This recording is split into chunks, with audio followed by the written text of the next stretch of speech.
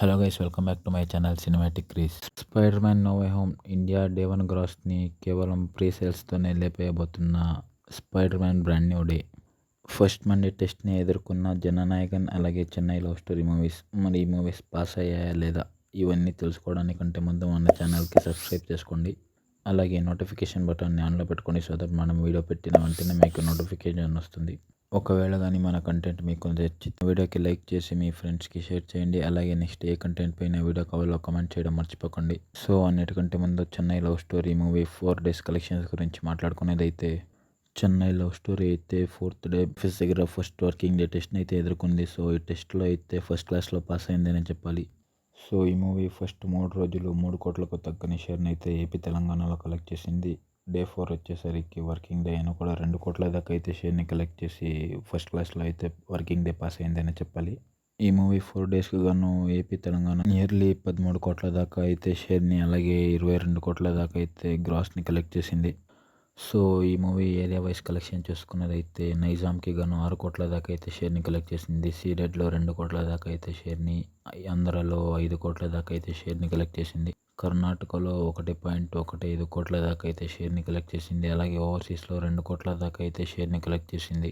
దీంతో world wide share 16 కోట్లకు అయితే చేరుకుంది. అలాగే వరల్డ్ వైడ్ గ్రాస్ వచ్చేసి 30 కోట్ల దాకా అయితే కలెక్ట్ చేసింది. ఇక జననాయకుడు 5 days కలెక్షన్స్ గురించి మాట్లాడుకునేది అయితే, డే 5 బాక్సాఫీస్ దగ్గర వర్కింగ్ డే టెస్ట్ని ఎదుర్కొన్న జననాయకన్ చాలా అంటే చాలా దారుణంగా డ్రాప్ అయితే అయింది. నియర్లీ 70% దాకా అయితే డ్రాప్ అయింది. పాస్ అయిందా లేదా అని చెప్పాలంటే జస్ట్ పాస్ అయితే అయిందనే చెప్పుకోవచ్చు. సో ఏపీ తెలంగాణలో 34 లక్షల దాకా అయితే షేర్ని కలెక్ట్ చేసింది. జననాయకన్ డే 5 వరల్డ్ వైడ్ 7 కోట్ల దాకా అయితే షేర్ని, అలాగే 15 కోట్ల దాకా అయితే గ్రాస్ని కలెక్ట్ చేసింది.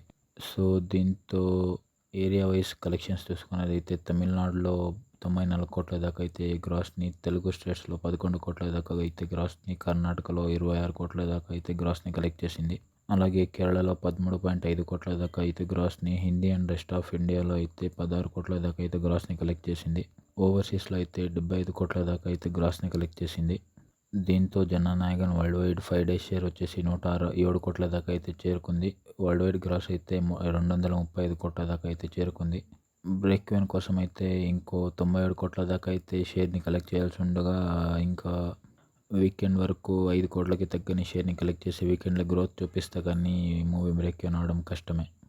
సో ఇక spider man brand new day movie గురించి మాట్లాడుకునేది. ఈ మూవీ డే 1కి గాను 25 నుంచి 30 కోట్ల దాకా అయితే ప్రీ సేల్స్లోనే అందుకుంది. అలాగే ఫస్ట్ వీకెండ్కి గాను 60 కోట్ల దాకా అయితే గ్రాస్ని అందుకుంది.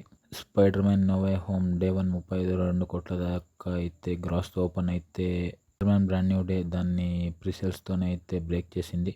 సో ఈ మూవీ డే 1 45 నుంచి 55 కోట్ల దాకా అయితే గ్రాస్ని కలెక్ట్ చేయొచ్చు అని ట్రేడ్ అయితే ఎక్స్పెక్ట్ చేస్తుంది.